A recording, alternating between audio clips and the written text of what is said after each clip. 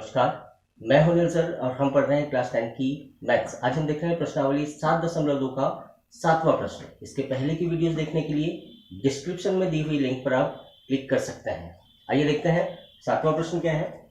बिंदु ए के निर्देशांक ज्ञात कीजिए जहां ए बी एक वृत्त का व्यास है जिसका केंद्र 2 ऋण 3 है तथा बी के निर्देशांक 1 4 है। तो यहाँ पर देखते हैं, हम यहाँ चित्र में देखने की कोशिश करेंगे। ये एक वृत्त है और ये इसका व्यास है। यहाँ पर दो बिंदु हैं ए और बी और इसका केंद्र है ओ। तो यहाँ पर ओ के निर्देशांक हमारे पास दिए हैं, बी के निर्देशांक हमारे पास दिए हैं, ए के निर्देशांक हमें ज्ञात करना है। तो ये मध्य बिंदु है, तो यहाँ पर मध्य बिंदु का सूत्र लगाएंगे हम। तो यहाँ पर सीधे हल करते हैं। ए बी, ए व बी दो बिंदु हैं तथा ओ इसका मध्य बिंदु है। मध्य बिंदु है तो मध्य बिंदु का सूत्र लगाएंगे हम। तो मध्य बिंदु का सूत्र क्या होता है? x धन 1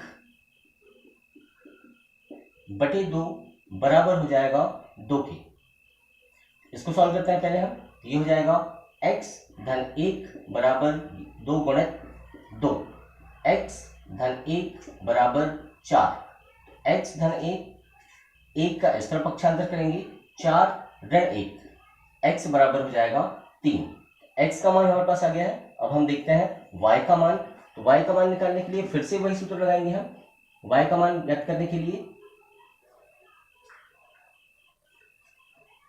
y धन 4 बटे 2 बराबर हो जाएगा ऋण 3 के।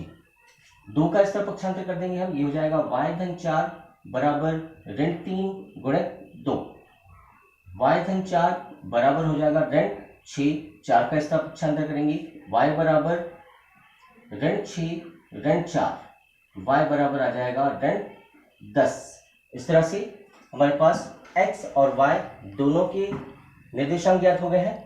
तो a के निर्देशांक हो जाएंगे, x है 3 और y का मान है ऋण 10। इस तरह से हमारा 7वां प्रश्न हल हो गया है। अब हम देखते हैं अगला प्रश्न।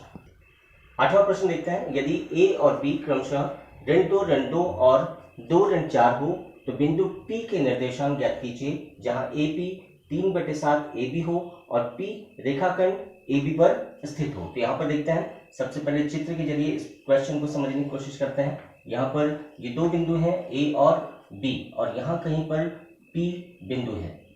तो यहाँ पर P बिंदु है, A के निर्देशांक हमारे पास दिए हैं ऋण 2 और B के निर्देशांक हमारे पास दिए हैं 2 ऋण 4। अब यहाँ पर हमें ज्ञात करना है P बिंदु के निर्देशांक। दूसरी चीज हमारे पास दी हुई है,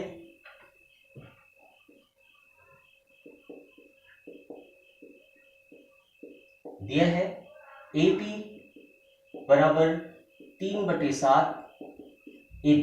ये हमारे पास दिया हुआ है। अब हम देखते हैं, हल करते हैं इसको हम। AP हमारे पास दिया है, हमें BP का मान भी निकालना है। तो BP का मान हम देखते हैं।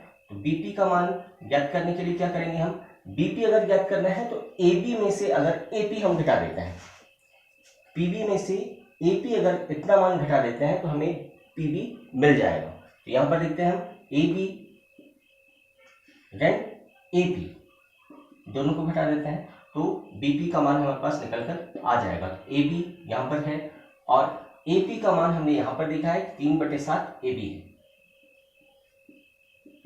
ये है, इसके बटे भी मान लेते हैं 1, दोनों का एलसीएम ले लेंगे हम। तो PB बराबर हो जाएगा दोनों का 1 और 7, दोनों का एलसीएम आ जाएगा 7। तो यहाँ पर 1 का 7 में भाग देंगे तो यहाँ जाएगा 7AB और यहाँ जाएगा 7 का 7 मतलब 3AB। यह आ गया है। अब फिर से BP बराबर हो जाएगा 7AB में से 3AB घट जाएगा, यहाँ जाएगा 4AB बटे 7। अब AP और BP दोनों हमें ज्ञात हो गए हैं। अब देखना है इनका अनुपात क्या होगा। तो AP बटे PB, AB का मान है 3/7 AB और पीबी का मान हमारे पास है या बीपी का मान हमारे पास है 4/7 AB। AB से AB कट हो जाएगा, 7 से 7 कट हो जाएगा, यहां बच जाएगा AP/PB बराबर 3 और 4, मतलब 3/4। इस तरह से ये मान हमारे पास आ गया। तो इस तरह से P के निर्देशांक हो जाएंगे, P के निर्देशांक हो जाएंगे 3, 4। 8वां प्रश्न भी हमारा हल हो गया है। अब हम देखते हैं 9वां प्रश्न। 9वां प्रश्न हमारे पास है, बिंदुओं A ऋण 2, 2 और B 2, 8 को जोड़ने वाले रेखाखंड AB को 4 बराबर भागों में विभाजित करने वाले बिंदुओं के निर्देशांक ज्ञात कीजिए। क्वेश्चन फिर से हम इस रेखा के जरिए समझने की कोशिश करते हैं। यहाँ पर 2 बिंदु हैं A और B, 2 बिंदु हैं और यहाँ पर 4 भागों में बराबर बिंदु विभाजित कर रहे हैं। तो यहाँ पर मान लेते हैं यहाँ 3 बिंदु हैं। अगर 3 बिंदु हैं P, Q और R, तो ये इस रेखाखंड को 4 बराबर भागों में विभाजित कर रहे हैं। अब 4 बराबर भागों में विभाजित कर रहे हैं और A के निर्देशांक हमारे पास है ऋण 2, 2 और B के निर्देशांक है 2 और 8। अब यहाँ पर किस विधि से हम सॉल्व करेंगे? तो यहाँ पर अगर हम देखते हैं A और B, तो इसका मध्य बिंदु है Q, AB का मध्य बिंदु Q है। तो यहाँ पर मध्य बिंदु सूत्र हम लगाएंगे। हल करते हैं। माना AB का मध्य बिंदु Q है। अगर AB का मध्य बिंदु Q है तो Q के निर्देशांक क्या होंगे? Q के निर्देशांक मान लेते हैं XY है। तो यहां पर X के निर्देशांक क्या होंगे? ऋण 2, 2, ऋण 2 धन 2/2, ये X के निर्देशांक होंगे और Y के निर्देशांक होंगे 2 धन 8/2। यहां पर आ जाएगा ऋण 2 मतलब 0/2 और यहां आ जाएगा 10/2। ये आ जाएगा 0 और ये 10 2 में से कटेगा, यहां आ जाएगा 5। तो इस तरह से Q के निर्देशांक हमारे पास आ गए हैं। Q के निर्देशांक आ गए हमारे पास 0 और 5। अब यहां पर देखते हैं Q के निर्देशांक हमारे पास 0 और 5 आ गए हैं। अब क्या करेंगे हम? P अगर हम देखते हैं तो इन दोनों का मध्य बिंदु P है। अतः फिर से लिखते हैं हम, अतः AQ का मध्य बिंदु, AQ का मध्य बिंदु P है। अब P के निर्देशांक हम ज्ञात करते हैं। P के निर्देशांक क्या होंगे? ऋण 2 धन 0/2 और 2 धन 5/2। P के निर्देशांक आ जाएंगे ऋण 2/2 और यहां आ जाएगा 7/2। P के निर्देशांक 2 से 2 कट जाएगा, यहां आ जाएगा ऋण 1 और यहां आ जाएगा 7/2। इस तरह से P के निर्देशांक भी हमारे पास आ गए हैं। अब देखते हैं R। तो R Q और B के बीच का मध्य बिंदु है। तो यहां पर फिर से लिखेंगे हम, R Q व B का मध्य बिंदु है। तो Q के निर्देशांक, R के निर्देशांक हम ज्ञात करेंगे। R के निर्देशांक के लिए 0 धन 2/2 और यहां पर 5 धन 8/2। R के निर्देशांक हमारे पास आ जाएंगे 2/2 और यहां आ जाएगा 5 और 8 13/2। ये हो जाएगा R बराबर 1 और यहां आ जाएगा 13/2। इस तरह से ये निर्देशांक हमारे पास आ गए हैं। तो अब तीनों के निर्देशांक हमने ज्ञात कर दिए हैं। तो P के निर्देशांक हमारे पास क्या आए हैं? P के निर्देशांक आए हैं ऋण 1 7/2। Q के निर्देशांक हमारे पास आए हैं 0 5 और R के निर्देशांक हमारे पास आए हैं 1 और 13/2। इस तरह से 9वां प्रश्न भी हल हुआ। अब हम देखते हैं अगला प्रश्न। 10वां प्रश्न हमारे पास दिया है, एक समचतुर्भुज का क्षेत्रफल ज्ञात कीजिए जिसके शीर्ष इसी क्रम में 3 0 4 5 ऋण 1 4 और ऋण 2 ऋण 1 है। यहाँ पर हिंट हमारे पास दिया है समचतुर्भुज का क्षेत्रफल बराबर 1/2 विकर्ण 1 गुणित विकर्ण 2। तो यहाँ पर देखते हैं हम, ये समचतुर्भुज का एक चित्र बना हुआ है। यहाँ पर दो विकर्ण है AC और BD और इसके ये निर्देशांक है। तो हमें दोनों विकर्ण ज्ञात करना है। तो विकर्ण ज्ञात करने के लिए यहाँ से यहाँ की दूरी हमें ज्ञात करना पड़ेगा। तो हमने प्रश्न पिछली 7.1 प्रश्नावली में जो दूरी सूत्र लगाया था वही दूरी सूत्र का यूज यहाँ हमें करना है। तो यहाँ पर देखते हैं हम, विकर्ण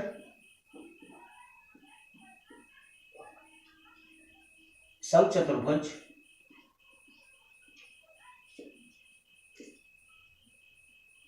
ABCD के विकर्ण AC